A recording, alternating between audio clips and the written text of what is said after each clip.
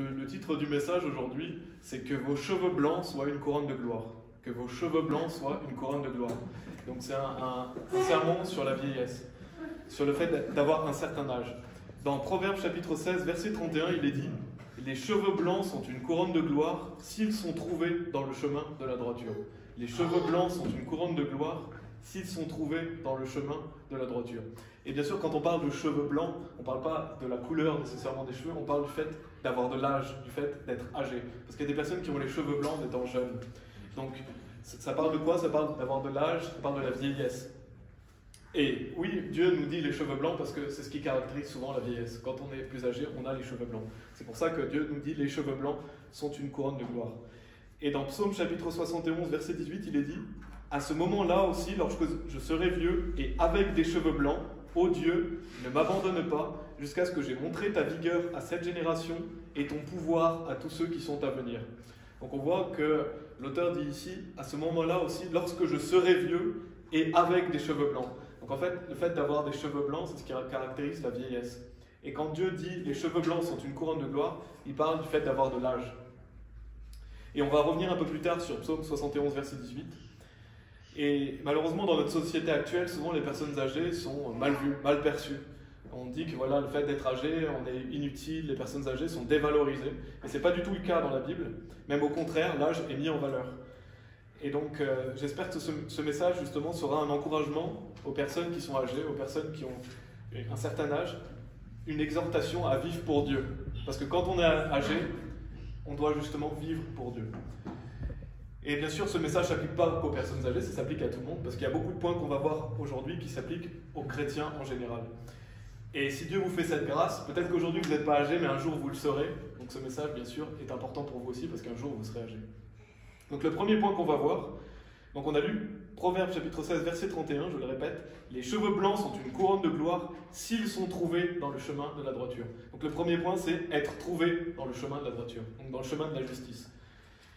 Et donc, les cheveux blancs sous-entendu la vieillesse, comme j'ai dit, le fait d'avoir de l'âge, c'est une couronne de gloire. Et je trouve que c'est une belle image, parce qu'une couronne, ça se met sur la tête.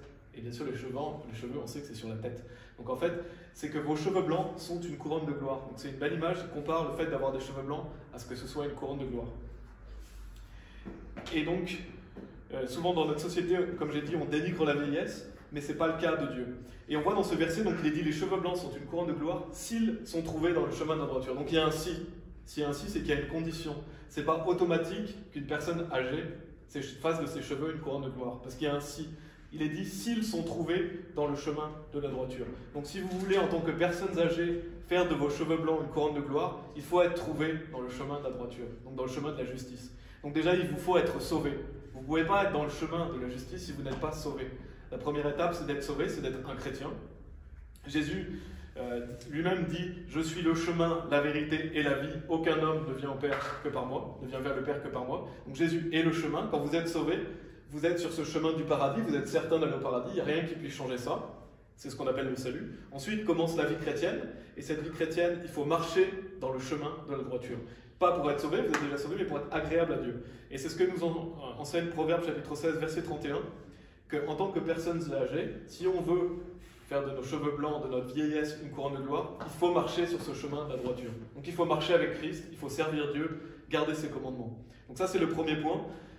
Quand on est âgé, il faut justement être trouvé sur ce chemin de la droiture pour être agréable à Dieu. Le deuxième point, on va voir dans Tite chapitre 2, si vous voulez dans Tite chapitre 2. Tite chapitre 2, on va voir le rôle des personnes âgées. Donc Dieu nous dit dans Tite chapitre 2 le rôle des hommes âgés et le rôle des femmes âgées. Donc c'est des beaux versets justement à aller pour savoir qu'est-ce que Dieu attend de nous quand on est une personne âgée. Tite chapitre 2, des versets 1 à 5, on va lire. Il est dit, mais toi, dis les choses qui conviennent à la saine doctrine. Donc Paul dit ça à Tite, il lui dit de dire les choses qui conviennent à la saine doctrine. Donc ce qui suit, c'est la saine doctrine, c'est ce qui est agréable à Dieu. Que les hommes âgés soient sobres, sérieux, modérés, solides dans la foi, dans la charité, dans la patience. Les femmes âgées de même, qu'elles soient dans leur conduite comme il convient à la sainteté, non médisantes, non adonnées à beaucoup de vin, enseignantes de bonnes choses, afin qu'elles puissent enseigner aux jeunes femmes à être modestes, à aimer leur mari, à aimer leurs enfants, à être discrètes, chastes, femmes au foyer, bonnes, obéissantes à leur propre mari, afin que la parole de Dieu ne soit pas blasphémée. Ça, c'est des versets qui ne seraient vraiment pas célèbres dans notre société actuelle, parce que c'est dénigré, le rôle de l'homme et de la femme. Mais c'est ce qui est agréable à Dieu. Et ce qui nous intéresse en tant que chrétiens, c'est de savoir comment on peut être agréable à Dieu. C'est pas comment on peut se soumettre au monde et être comme les autres, mais c'est comment on peut être agréable à Dieu. Donc il y a des choses qui sont difficiles dans ces versets pour certaines personnes peut-être, mais on doit toujours vouloir nous soumettre à ce que Dieu veut qu'on fasse. Et donc pour les hommes âgés, on a au verset 2 que les hommes âgés soient sobres, sérieux, modérés, solides dans la foi, dans la charité, dans la patience. Et donc on va voir certains de ces termes et les définir pour comprendre ce que ça veut dire. Et comment justement en tant qu'homme âgé on doit se comporter, comment on doit être. Parce que Dieu nous dit comment on doit se comporter. Donc le premier terme c'est être sobre. Qu'est-ce que ça veut dire qu'être sobre? C'est être mesuré, être modéré. Dans 1 Pierre chapitre 4, au verset 7, il est dit « Mais la fin de toute chose est à portée de la main, soyez donc sobres et veillez à prier. » Et donc on voit cette notion d'être sobre. C'est la sobriété, c'est quelque chose d'important pour Dieu. Quand on est âgé, on doit être sobre. Et bien sûr, c'est un lien avec l'alcool. Dieu veut qu'on s'abstienne d'alcool pour être sobre, pour montrer de la sobriété. Donc ça, c'est le premier terme, que les hommes âgés soient sobres. Ensuite, il est dit sérieux. Et j'ai trouvé une définition sur le mot sérieux qui je trouve qui est bien, et qui est dit qui attache de l'importance à ce qu'il dit ou fait, respecte ses engagements, agit conformément à ce qu'on attend de lui, avec attention, soin. Donc en fait, quelqu'un de sérieux, c'est quelqu'un qui attache de l'importance à ce qu'il dit et à ce qu'il fait. C'est pas quelqu'un qui parle et qui agit comme un insensé, qui est un menteur, mais c'est quelqu'un qui va faire ce qu'il dit. C'est quelqu'un qui, quand il dit quelque chose, il attache de l'importance à ce qu'il dit et à ce qu'il va faire. Donc c'est quelqu'un qui est intègre. Et en tant que personne âgée, on doit être intègre, montrer un exemple d'intégrité, de respecter ses engagements. Si on dit quelque chose, alors on le fait. C'est pas un menteur, c'est pas quelqu'un qui trompe avec sa langue ou qui est un insensé, c'est quelqu'un qui agit avec sagesse, quelqu'un qui fait les choses et qui parle avec sérieux. Et ça, c'est exalté aux yeux de Dieu. Si vous êtes une personne âgée, alors agissez avec intégrité. Parce que les gens vont voir comment vous agissez et ils vont prendre exemple sur vous. L'intégrité, c'est très important. Et dans 1 Timothée chapitre 3, verset 8, il est dit « De même, les diacres doivent être sérieux, n'ayant pas un double langage, non à donner à des excès de vin, ni avides de gains sordides. » Donc là, Dieu expose clairement et nous dit clairement comment doivent être les diacres. On n'est pas tous diacres, mais en tant qu'homme, on doit justement tendre à ces choses que Dieu nous dit de faire, être sérieux. Il est dit n'ayant pas un double langage, donc c'est pas hypocrite, c'est pas quelqu'un qui est un menteur, c'est quelqu'un qui fait ce qu'il dit. Non à donner à des excès de vin, donc on l'a vu, c'est quelqu'un qui est sobre, ni avide de gains sordides. Donc c'est pas quelqu'un qui est convoiteux, qui avide de toujours gagner plus de manière sordide. Ça, c'est pas ce que Dieu veut. Dieu veut qu'on ait le cœur au bon endroit, qu'on agisse pour les choses éternelles. C'est pas quelqu'un qui va rechercher du profit à tout prix, c'est pas quelqu'un de convoiteux. Et en tant qu'homme âgé, justement, on doit prendre garde à ça, on doit être sérieux. Dans Proverbes chapitre 20, on va voir beaucoup d'écritures aujourd'hui, parce qu'il y a beaucoup de choses à dire, mais on va voir pas mal d'écritures. Et dans Proverbes chapitre 20, versets 6 et 7, il est dit « La plupart des hommes proclament chacun sa propre bonté, mais un homme fidèle, qui peut le trouver ? Le juste marche dans son intégrité, ses enfants sont bénis après lui. » Donc on voit, Dieu nous dit, il y a beaucoup de gens que vous rencontrez dans la rue qui vont proclamer leur propre bonté. Dire « Ah, moi je fais ça bien, je suis bon, je suis bon. » Mais Dieu nous dit, mais un homme fidèle, qui peut le trouver? Ça, c'est plus rare. Quelqu'un qui est fidèle, quelqu'un qui agit avec intégrité. Pas quelqu'un qui se met en avant, mais quelqu'un qui fait les choses avec intégrité. Et c'est ce que Dieu veut, qu'on soit sérieux en tant qu'homme âgé. Et il est dit, le juste marche dans son intégrité, ses enfants sont bénis après lui. Et j'aime bien ça, parce que ça montre que si vous marchez avec intégrité, vos enfants sont bénis après vous. Donc, ce que vous faites, ça impacte les générations d'après. Donc quand on est par exemple grand-père, quand on est père, ou même quand on est un homme âgé et qu'on est auprès des jeunes ou des personnes moins âgées, on a un impact sur eux. Donc si on veut que les gens soient bénis après nous, il faut qu'on marche dans l'intégrité. Ensuite, il est dit modéré. Donc la modération, c'est faire preuve de mesure, c'est être quelqu'un d'équilibré, de tempéré.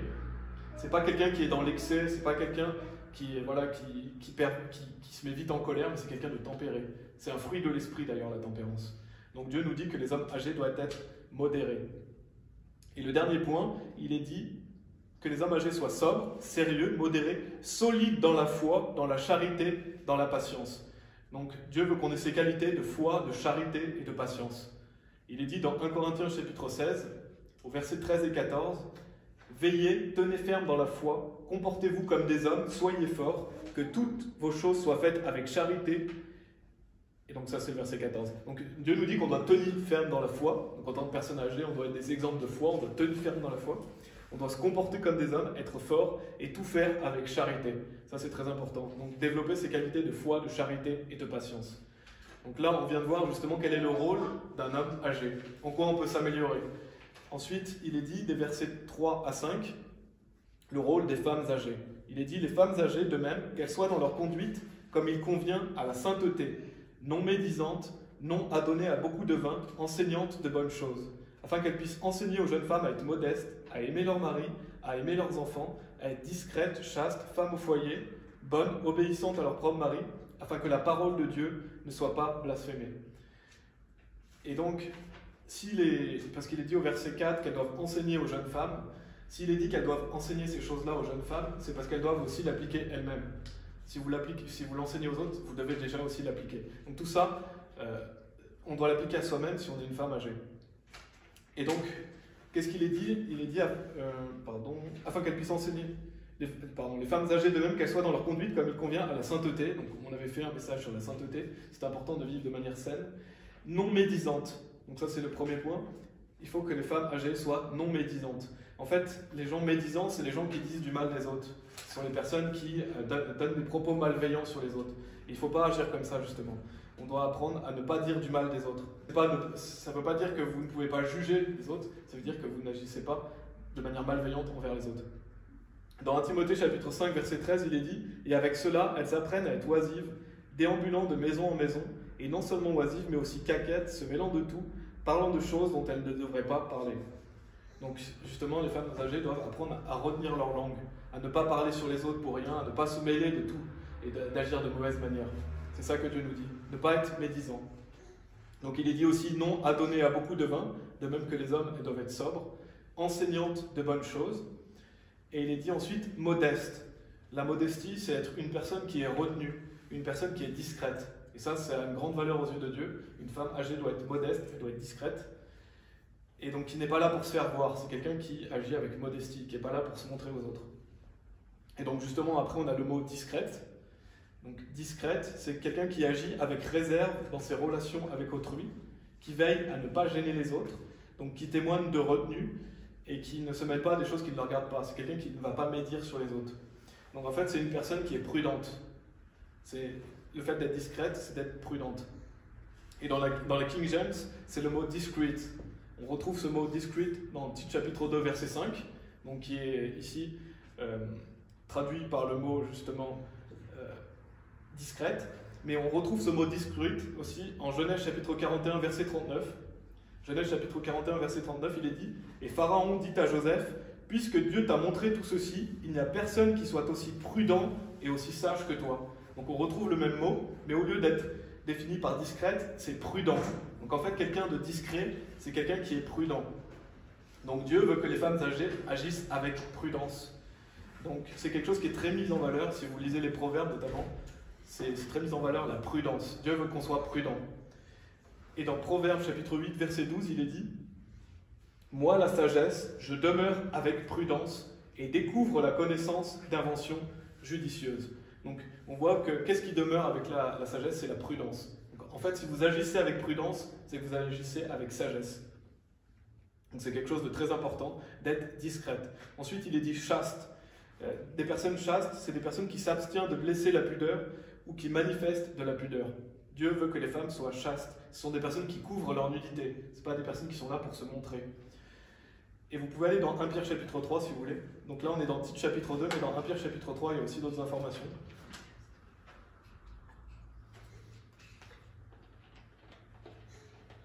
Donc là on définit le mot chaste.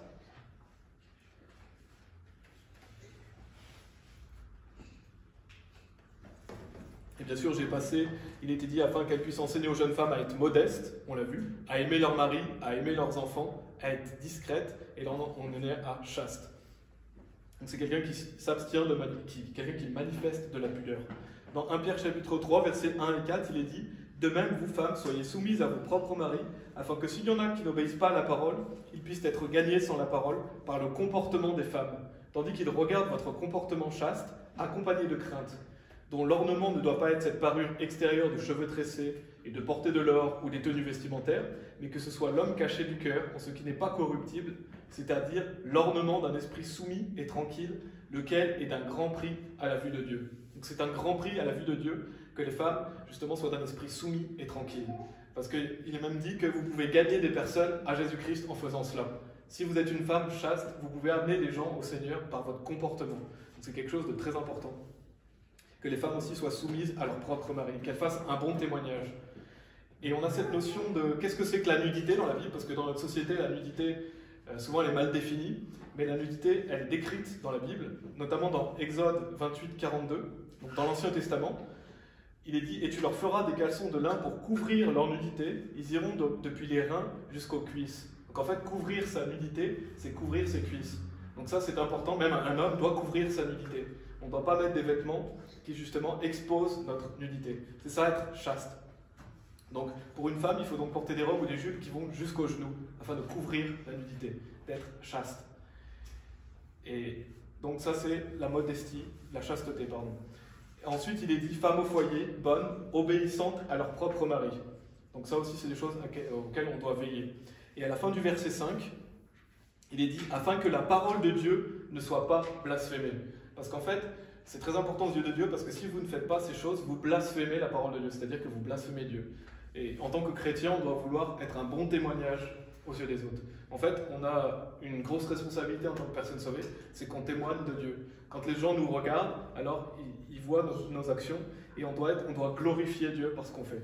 En fait, les commandements de Dieu ne sont pas pénibles, c'est quelque chose de bon. Ça peut paraître pénible pour certaines personnes, il y a des gens qui ne veulent pas se soumettre à ce que Dieu nous dit de faire, mais si vous vous soumettez à ça, alors c'est quelque chose de bon, c'est quelque chose de bien pour vous.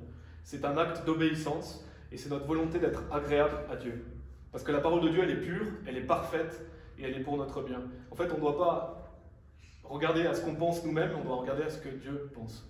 Donc là, on a vu plusieurs points, et je vous encourage à relire Tite chapitre 2, parce que je suis allé assez rapidement. On a vu plusieurs points de qu'est-ce que Dieu attend quand homme âgé. Il attend qu'on se soit sobre, sérieux, modéré, solide dans la foi, dans la charité et dans la patience. Et qu'est-ce que Dieu attend des femmes âgées? On a défini plusieurs termes.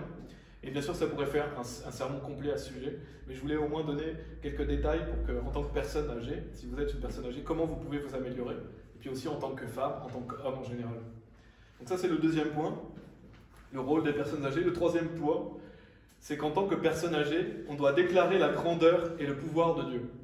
Je ne sais pas si vous avez l'Ancien Testament, mais si vous l'avez, je vous invite à aller dans Psaume 71. On a déjà vu un verset dans Psaume 71, on va lire des versets 17 à 19. Qui sont des beaux versets justement qui parlent de la vieillesse, où il est dit « Ô Dieu, tu m'as enseigné depuis ma jeunesse, et jusqu'ici ai-je déclaré tes prodigieuses œuvres. À ce moment-là, aussi lorsque je serai vieux et avec des cheveux blancs, ô Dieu, ne m'abandonne pas, jusqu'à ce que j'ai montré ta vigueur à cette génération et ton pouvoir à tous ceux qui sont à venir. Ta droiture aussi, ô Dieu, est très élevée, toi qui as fait de grandes choses, ô Dieu, qui est semblable à toi. » Donc en fait, en tant que personne âgée, on doit montrer la grandeur et le pouvoir de Dieu. Il est dit, jusqu'à ce que j'ai montré ta vigueur à cette génération et ton pouvoir à tous ceux qui sont à venir. Donc on a un grand rôle en tant que personne âgée de montrer et de déclarer la puissance et le pouvoir de Dieu. Donc, aux futures générations et à ceux qui sont à venir.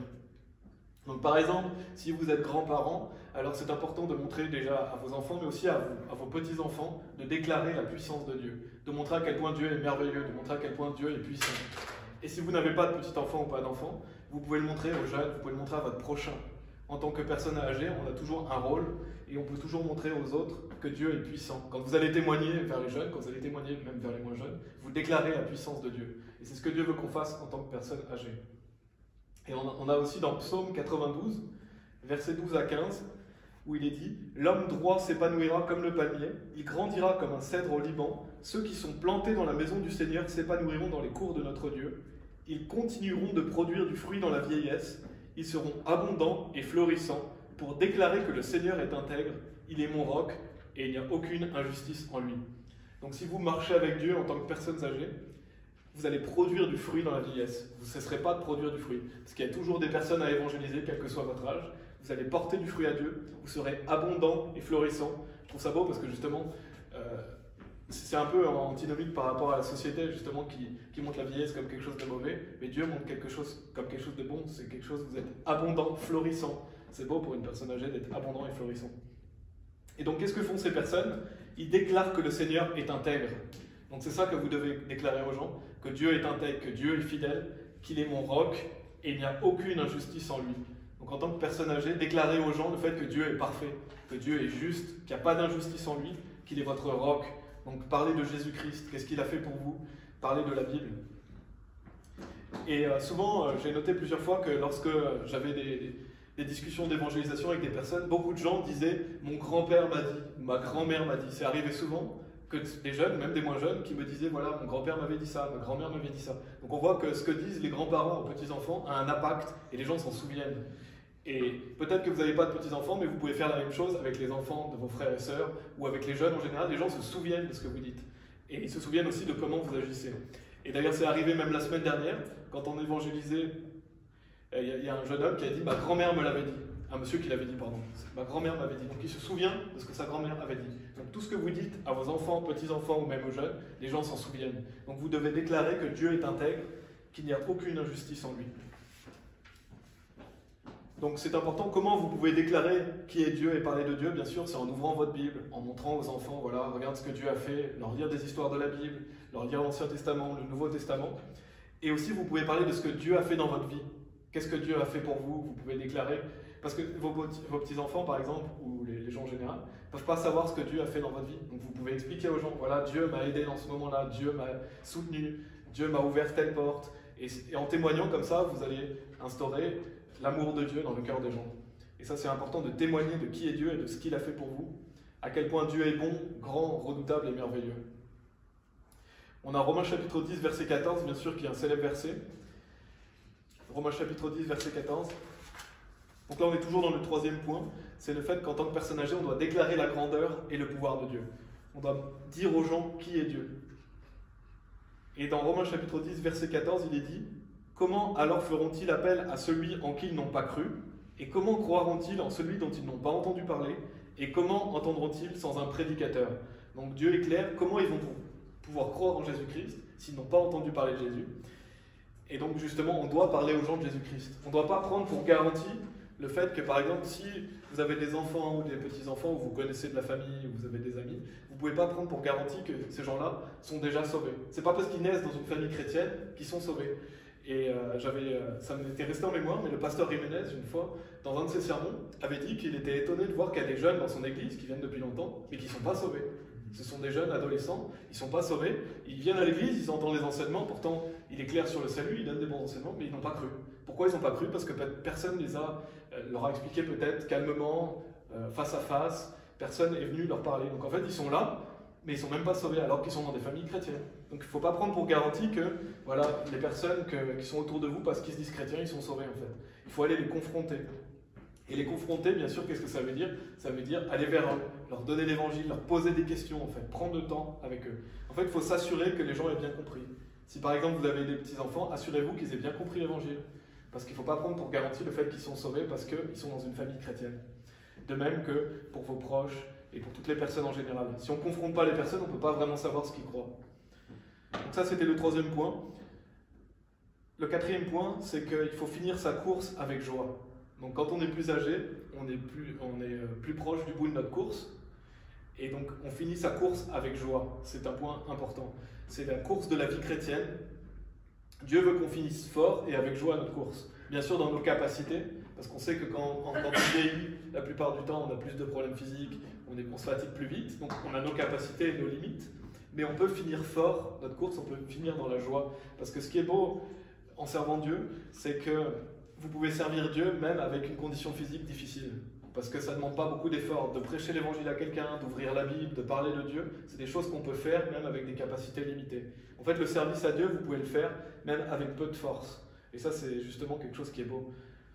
Et on a l'exemple de Caleb, qui dans la Bible, quand il était plus âgé, continuait, et il dit qu'il était encore fort. Et le fait d'être fort, ça peut être physique, mais ça peut être spirituel aussi.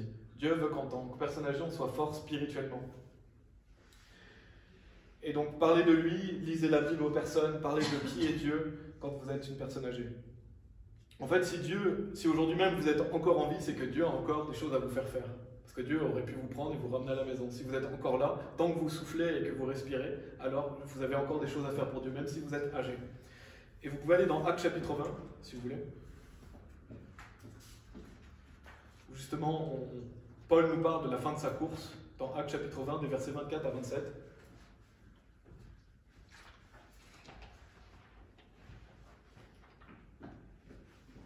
C'est très important de finir sa course avec joie. Dieu veut qu'on finisse notre course, il veut qu'on aille au bout, mais qu'on le fasse avec joie. Finissez la course dans tous les domaines, bien sûr, que ce soit dans votre mariage, que ce soit dans votre vie chrétienne, que ce soit dans toute chose, il faut finir notre course avec joie. On ne veut pas finir aigri, on ne veut pas finir, voilà, j'en peux plus, non, on finit notre course avec joie. Actes chapitre 20, versets 24 à 27 nous dit « Mais aucune de ces choses ne m'émeut, je ne considère pas non plus ma vie comme étant chère, de sorte que je puisse achever ma course avec joie, et le ministère que j'ai reçu du Seigneur Jésus, pour attester de l'évangile de la grâce de Dieu. Et maintenant voici, je sais que vous tous, parmi lesquels je suis passé en prêchant le royaume de Dieu, ne verrez plus mon visage. C'est pourquoi je vous atteste aujourd'hui que je suis pur du sang de tous les hommes, car je n'ai pas évité de vous déclarer tout le conseil de Dieu. » Donc Paul dit qu'il va achever sa course avec joie. Et c'est ça qu'on doit vouloir faire en tant que chrétien, achever notre course avec joie, aller au bout et combattre le bon combat qui est le combat de la foi. Et Paul dit qu'il est pur du sang de tous les hommes parce qu'il n'a cessé de prêcher Christ. Il a toujours prêché l'évangile. C'est pour ça qu'il est pur du sang de tous les hommes. Car je n'ai pas évité de vous déclarer tout le conseil de Dieu. Donc faisons ça en tant que personnes âgées, ou même quand nous sommes âgés. Continuons à prêcher l'évangile afin de déclarer tout le conseil de Dieu. Et il est dit dans Ecclésiaste chapitre 7, verset 8, donc dans l'Ancien Testament aussi, que la fin est meilleure que le commencement. Donc pour Dieu, la fin est très importante. Elle est même considérée comme meilleure que le commencement.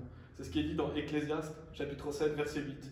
Il est dit « Mieux vaut la fin d'une chose que son commencement, mieux vaut un esprit patient qu'un esprit hautain. » Donc aux yeux de Dieu, terminer sa course, c'est quelque chose de très important. Il vaut mieux la fin que le commencement.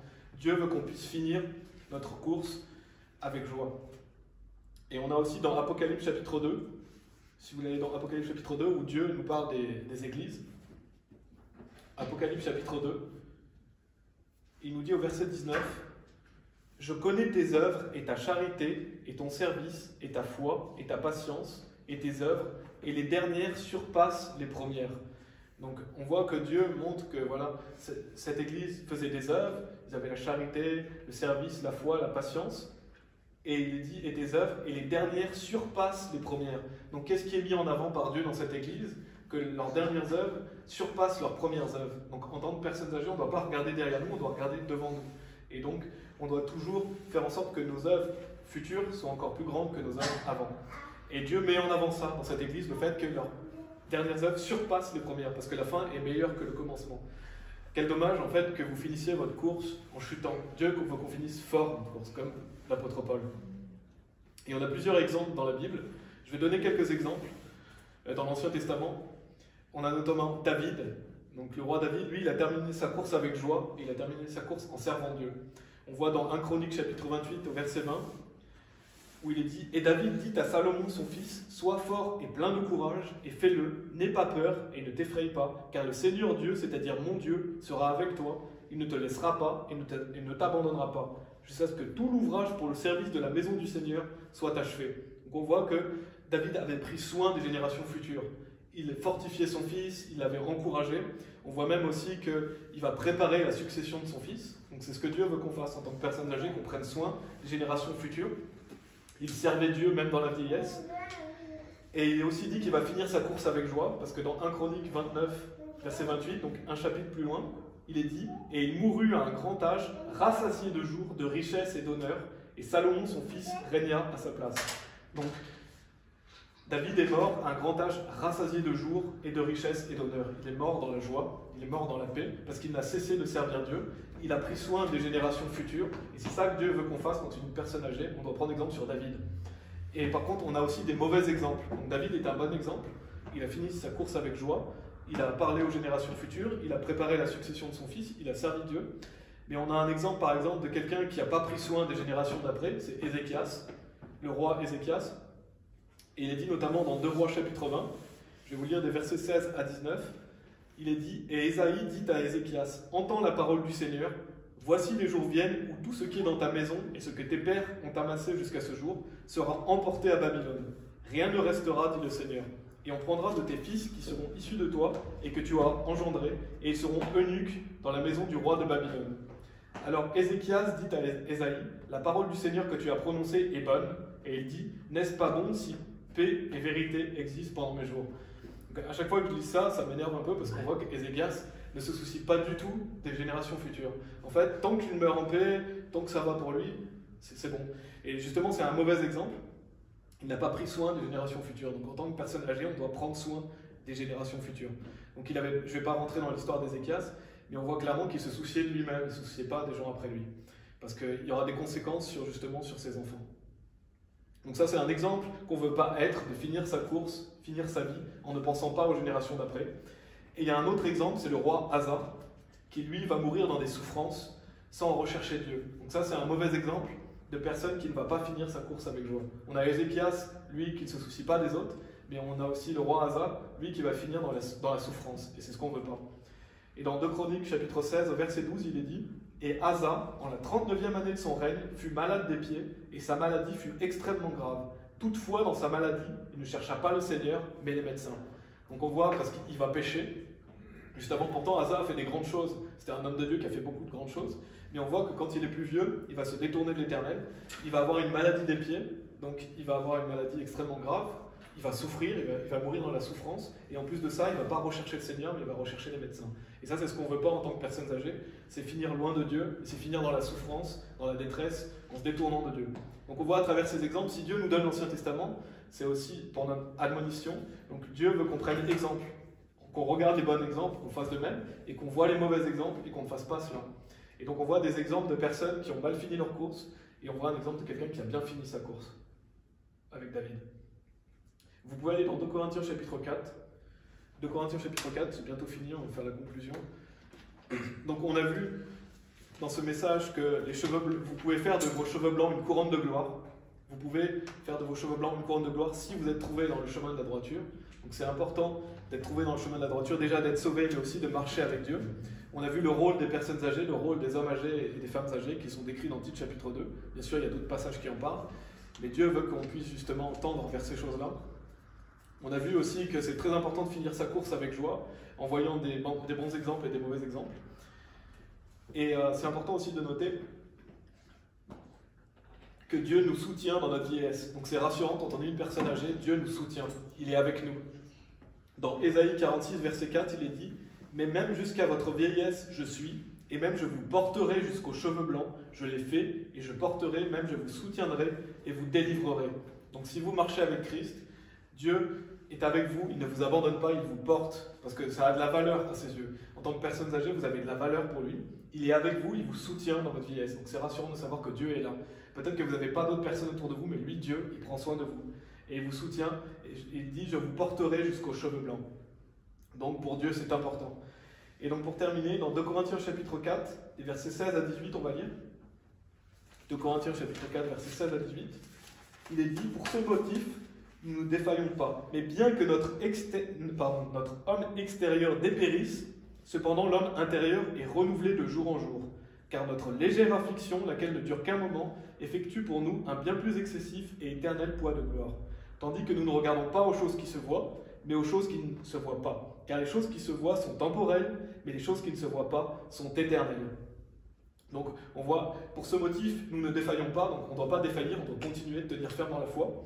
Mais bien que notre homme extérieur dépérisse, c'est vrai, plus on prend de l'âge, plus notre homme extérieur dépérit. Donc on voit forcément qu'avec la vieillesse, on a plus de problèmes physiques, on a plus de difficultés. Cependant, l'homme intérieur est renouvelé de jour en jour. Et c'est ça qui est important. Votre homme intérieur, lui, va passer l'éternité au paradis. Vous pouvez être renouvelé de jour en jour, en écoutant la Bible, en marchant avec Christ. Vous renouvelez l'homme intérieur. Et cet homme intérieur, il est éternel. Donc votre enveloppe corporelle est temporaire, mais l'homme intérieur est éternel. Et il est dit car notre légère affliction, donc tous les problèmes qu'on peut avoir, les difficultés, ne durent qu'un moment. Donc c'est rassurant, tout ce que vous vivez ne dure qu'un moment et effectue pour nous un bien plus excessif et éternel poids de gloire. C'est ça qui est important pour nous, c'est justement ce poids de gloire, cet éternel et bien plus excessif poids de gloire. Tandis que nous ne regardons pas aux choses qui se voient, donc on ne doit pas regarder aux choses temporelles, on ne doit pas regarder aux choses qui sont justement enfermées dans ce temps, mais aux choses qui ne se voient pas, car les choses qui se voient sont temporelles, mais les choses qui ne se voient pas sont éternelles. Donc on va avoir toujours les yeux tournés vers l'éternité. Et donc, en tant que personne âgée, on a un grand rôle. Tant qu'on est encore en vie, on peut faire des œuvres pour Christ, on peut justement avoir plus de récompenses, on peut être un bon témoignage pour les autres, on peut justement avoir un impact dans la vie des autres. Parce qu'une fois que vous n'êtes plus là, vous n'avez plus d'impact sur la vie des autres. Vous ne pouvez plus leur parler, vous ne pouvez plus agir pour eux. Bien sûr, ils se souviendront de vous, ils se souviendront de ce que vous avez fait, mais c'est aujourd'hui même que vous devez avoir un impact sur eux, c'est aujourd'hui même que vous devez vous assurer de ce qui va se passer pour vos enfants, vos petits-enfants, de s'assurer qu'ils sont sauvés, de s'assurer qu'ils croient en Jésus-Christ, ou alors de planter des graines, et de continuer à produire du fruit, de continuer à prêcher l'Évangile dans nos capacités. Et si vous avez des faibles capacités, Dieu vous utilisera dans certaines circonstances. Vous pourrez toujours parler aux gens, vous pouvez toujours demander à Dieu de faire des choses pour lui. Donc que vos cheveux blancs soient une couronne de gloire et continuez justement à marcher avec Christ jusqu'à la fin. Donc on va prier.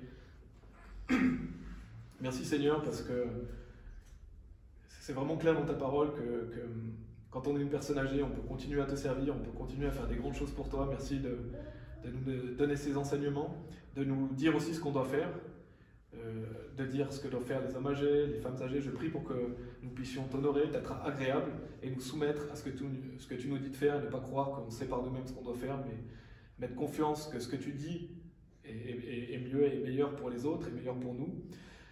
Je prie aussi pour que nous puissions finir notre course comme le roi David, mais pas comme les mauvais exemples, que nous puissions prendre exemple justement sur les mauvais exemples, pour ne pas faire la même chose, prendre en fait les enseignements que tu nous donnes, et ne pas faire les mêmes erreurs, parce que tu nous les as déjà décrits, donc pourquoi faire les mêmes erreurs? Et je prie voilà, que nous puissions être un bon témoignage en tant que personne âgée ou en tant que personne plus jeune, et que nous puissions produire du fruit pendant toute notre vie. En Jésus-Christ, Amen.